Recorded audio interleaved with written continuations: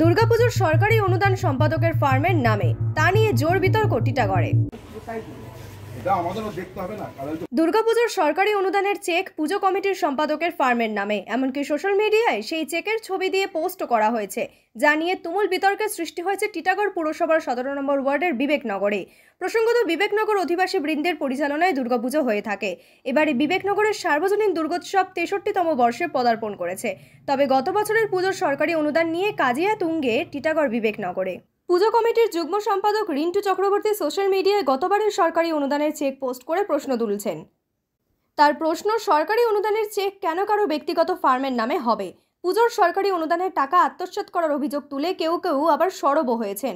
অভিযোগ উঠেছে স্থানীয় কাউন্সিলর মৌসুমী ভট্টাচার্যের স্বামী দেবব্রত ভট্টাচার্যের বিরুদ্ধে, যিনি ওই পুজো কমিটির সম্পাদক। প্রসঙ্গত, ব্যারাকপুর ট্রেজারি থেকে পুজোর সরকারি অনুদান বাবদ 70,000 টাকার চেকটি ইস্যু হয়েছিল গত বছর 12ই অক্টোবর। চেকটি ইস্যু হয়েছিল দেবমাল্য এন্টারপ্রাইজের নামে। ওই ফার্মের মালিক তৃণমূল কাউন্সিলর মৌসুমী ভট্টাচার্যের স্বামী দেবব্রত ভট্টাচার্য। চেক ইস্যু বিতর্ক নিয়ে টিটাগড় পুরসভার প্রাক্তন পুরপ্রধান প্রশান্ত চৌধুরী বলেন, পুজো কমিটির নিজস্ব অ্যাকাউন্ট থাকা সত্ত্বেও কারো ব্যক্তিগত অ্যাকাউন্টের নামে সরকারি অনুদানের চেক ইস্যু হয়েছে। এটা খুব অন্যায় হয়েছে, তবে এটা তদন্তের বিষয়। কি বললো সেটা আমার দেখার ব্যাপার না। ব্যাপারটা যে এটা যদি হয়ে থাকে, এটা তো অন্যায় হয়েছে। আমি সরকারি অনুদান পুজো কমিটি, বিশেষ করে বিবেকনগর দুর্গা পুজো কমিটি, এদের নিজস্ব অ্যাকাউন্ট আছে। তো এই টাকাটা তো নিজস্ব অ্যাকাউন্টে আসবে। আমি কীভাবে ওই অ্যাকাউন্টে গেল, ওখান থেকে কী হলো, এইটা তো তদন্ত করতে হবে। দল এটা নিশ্চয়ই দেখবে, কারণ এটা তো খবর হয়ে গেছে, আমার মোবাইলেও এসছে যে এরকম ধরনের একটা জিনিস, যে সরকারি টাকা একটা কোম্পানির নামে অ্যাকাউন্টে টাকাটা ঢুকেছে এবং কোনো কারো একজন ব্যক্তিগত অ্যাকাউন্টে। কাজেই এটা তো মানে তদন্তের ব্যাপার, তদন্ত করবে দল, দেখবে নিশ্চয়ই। এসব জিনিস তো ভালো না। গত বারবার বলছে যে আমাদেরকে সৎভাবে ভালোভাবে মানুষের সঙ্গে মিশতে হবে, মানুষের সঙ্গে কাজ করতে হবে। এটা গাফিলতি, এটা বলতে পারবো না, কারণ আমি এই ব্যাপারটা জানি না। আমিও ফেসবুকে দেখলাম যে এরকম একটা বেরিয়েছে যে সরকারি টাকা কোনো একটা কোম্পানির নামে অ্যাকাউন্ট ঢুকেছে।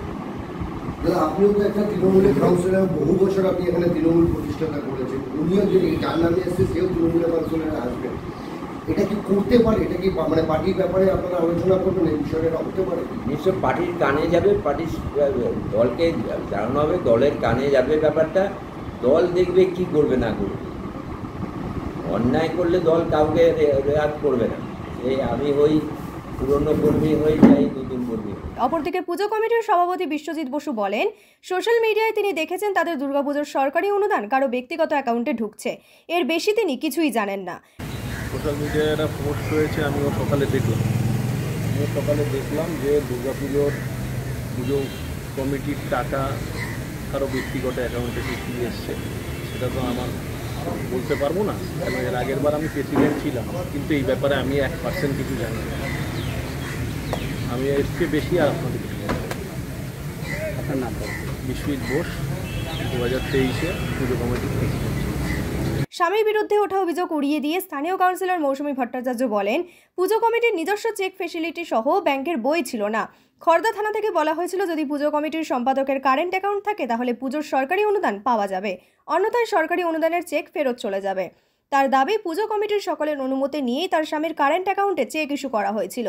তবে সোশ্যাল মিডিয়ায় যারা টাকা আত্মসাতের অভিযোগ করছেন তাদের বিরুদ্ধে মানহানি মামলা করার হুঁশিয়ারি দিলেন স্থানীয় কাউন্সিলর মৌসুমী ভট্টাচার্য।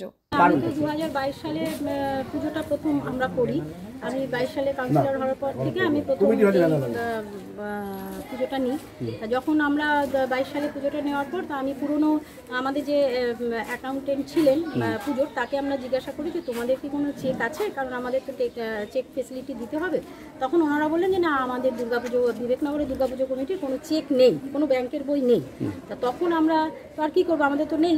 এইবার যখন ওখান থেকে যখন টাকাটা চলে যাবে তখন এই আমাদের রতন শিকদারই আমার সব ব্যবস্থা করে দিয়েছিল। ও আগের ক্যাশিয়ার ছিলেন। আচ্ছা। তারপরে উনি দৌড়াদৌড়ি করে এসে তখন বললেন যে সেক্রেটারি যদি কোনো অনলি ফর সেক্রেটারি যদি কোনো অ্যাকাউন্ট থাকে কারেন্ট অ্যাকাউন্ট হতে হবে, তাহলেই চেকটা ইস্যু হবে, না হলে কিন্তু তোমরা চেক পাবে না। এইবার খর্দা থানার যিনি থাকেন তমালবাবু, উনিও আমাদেরকে ফোন করে বললেন যে আপনাদের কিন্তু চেকটা চলে যাবে, আপনারা কিন্তু পাবেন না, কারণ আমাদের তো নেই।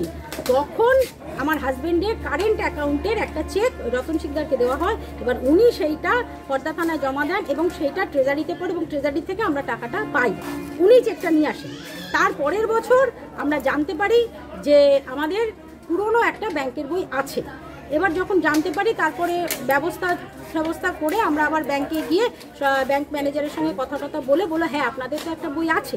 তখন আমরা বইটাকে আবার রিনিউয়াল করার চেষ্টা করি এবং করিও, কিন্তু আমাদের চেক ফেসিলিটি পেতে অনেক দেরি হয়ে যায়। তখনও আমাদের সেই একই ব্যাপার, ওনাকে বললাম, উনি বলেন 15 দিনের আগে আপনারা চেক পাবেন না। তখন খর্দা থানায় আবার জানানো হলো, তখন উনি বললেন যে হবে না, যেভাবেই হোক ওই যেভাবে করেছিলে সেই রকমই করতে হবে,